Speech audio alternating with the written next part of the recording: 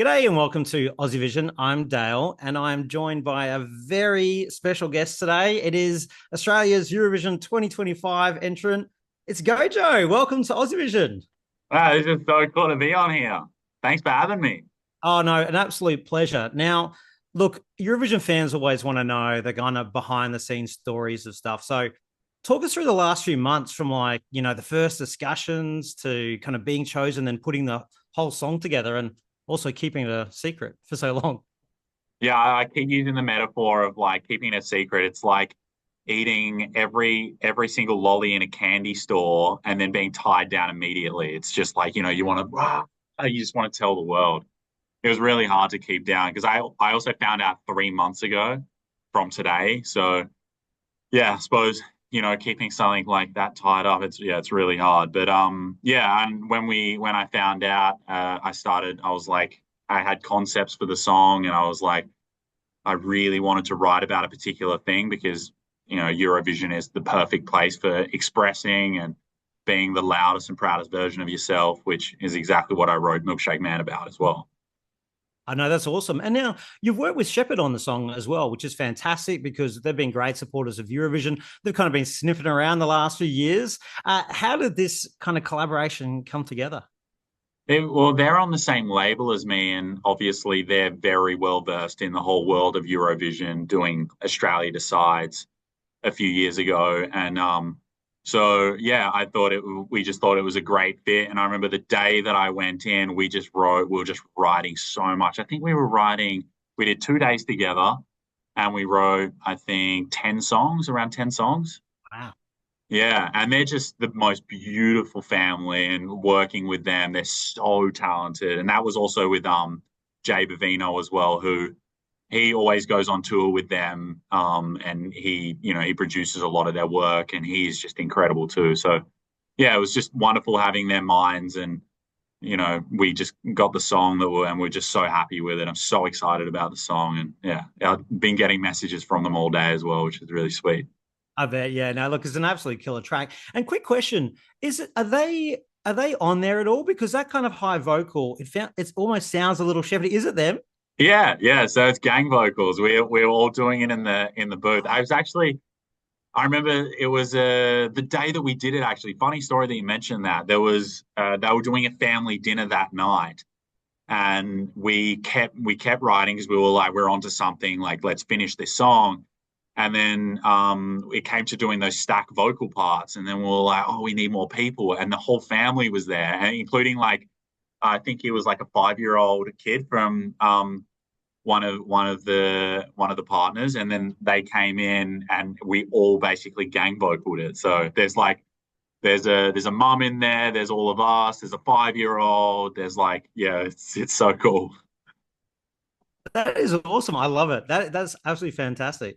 Now, look, Eurovision fans also not just behind the scenes stuff. They always kind of want to know like how much of a Eurovision fan are you? Like some people come to it quite new, but like it seems I watched you today rank some of the songs, so it feels like you know a little bit about Eurovision. Like, what's your kind of journey with the song contest? Have you followed it for a while? Yeah, so my dad's French, and he was born in France, and he so I was introduced to it at a very young age.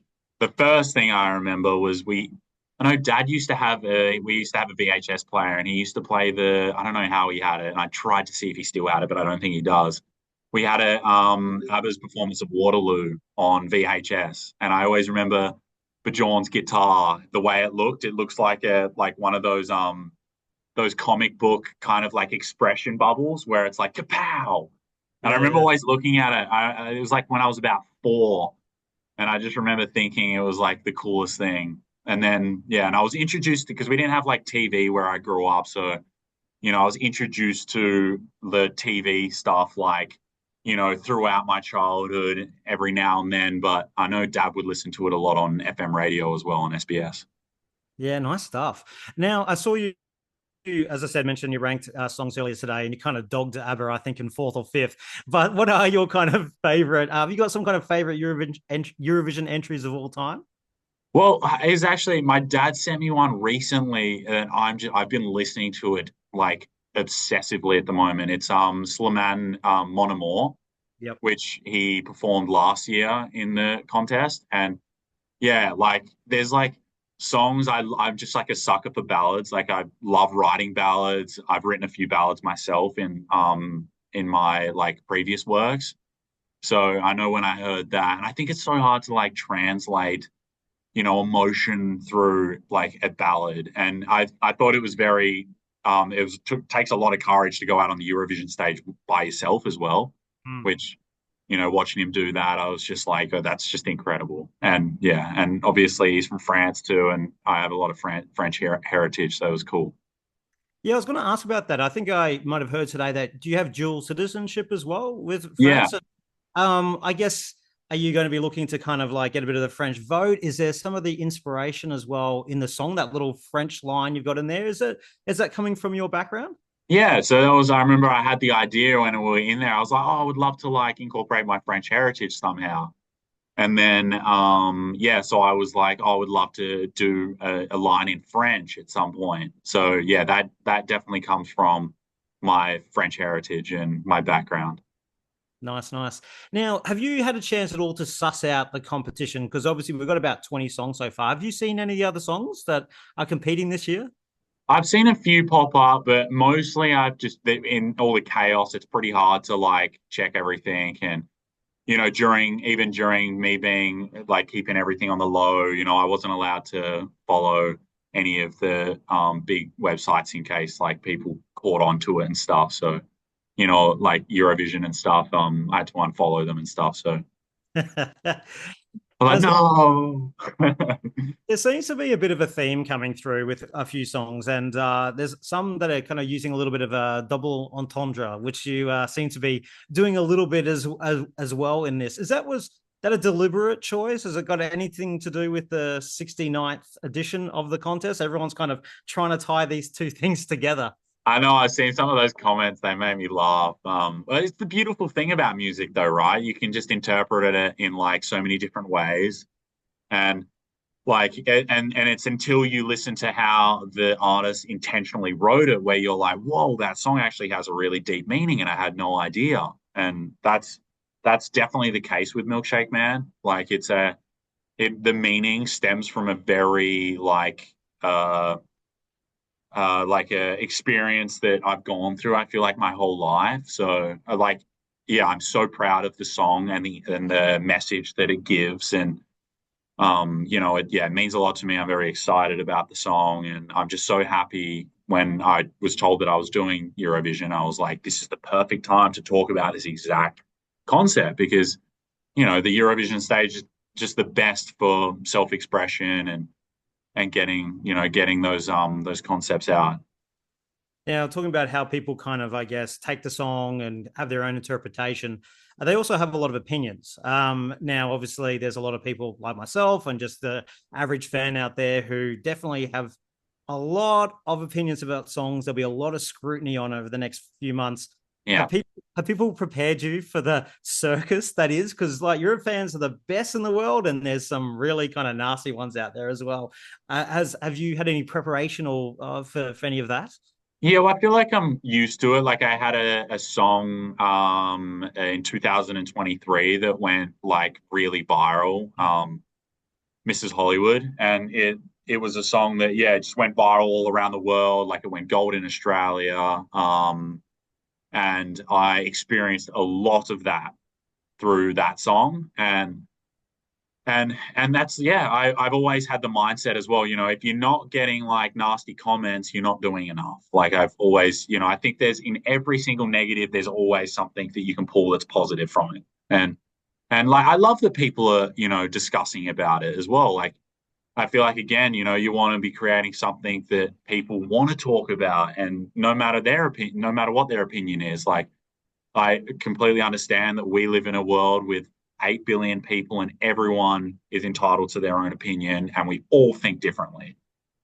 Yeah, no, fair enough. Now, there's also like a song from a couple of decades ago, and I saw it kind of come up today on the Today Show with you. Like it's Kelis and her song Milkshake. But you're going to have some comparisons. Now, are you going to look for her seal of approval? Are you going to kind of go into her DMs and see what she thinks of the song? Yeah, that'd be epic. Maybe you know what? Actually, you gave me an idea. What would be awesome is to get like I don't know for us to do a video together or something. And it's like she can hopefully, you know, if I get her ticket of approval, she can crown me as like the Milkshake Man Junior because she's like, you know, she's the OG. She is. She can be the queen. You're the king of milkshake. Maybe Yes, exactly. see how it goes. Now, look, what happens next for you? Obviously, you've released a song out. There'll be a couple of months of the build up and obviously the preparations for things. Are you heading over to Europe? Are you doing any of the preview parties? Joining any tours? Is anything coming up? I'm not. Yeah, I'm just like super. I'm just like super focused on just yeah, my me just being you know the best version I can be for the preparations and stuff like that. I'm trying to just take every day as it comes, like in a 24-hour gap. No, fair enough. TBC, I'll put that down as. And look, I know you can't tell us what your staging is going to be, and it's very early days, but we always kind of try to ask a couple of questions around. Like, if you had any words to describe it that isn't going to give anything away, do you have any words that you could describe what you're kind of planning for staging? Even a feeling? Oh, I want to keep it entirely secret because it's like I'm always using this analogy as well. It's like when you open a Christmas present before Christmas, it takes away the magic. That is very true. That is fair enough. Look, we have to try. We have to try, And Gojo. We have. I want to keep you on the edge of your seat as well. You know, it's fun. It's like, you know, this competition is fun. It's all about the unknown and being like, oh, I wonder what they're going to do. And like, you know, I want to, you know, I want to be that person as well that keeps you excited and intrigued. Oh no, we certainly are. You're going to have a lot of support from all of us as well. Thanks so much for your time today. I know it's been a very busy day for you, and we have so much love and support for you for the next few months, and we'll be right behind you for everything for Basel, and we'll see you over there. Oh, awesome. You guys are coming over too? Yeah, there's a couple of people from Aussievision, and myself included, doing the long trek, and we'll see you in Basel definitely. Oh, that's awesome. Oh, that's so good. Now, when I perform it, I can know that you're in this. I know you're in the crowd. I'll be like performing. I'll be like, Dale's in the crowd. There'll be a lot of Aussies there. There always are a lot of Australians. So you're Yeah. guaranteed to have a lot of support. But no, awesome. Thanks so much, Gojo. Really appreciate your time, and good luck for the next couple of months. Thanks so much, Dale. I really appreciate it. Catch up.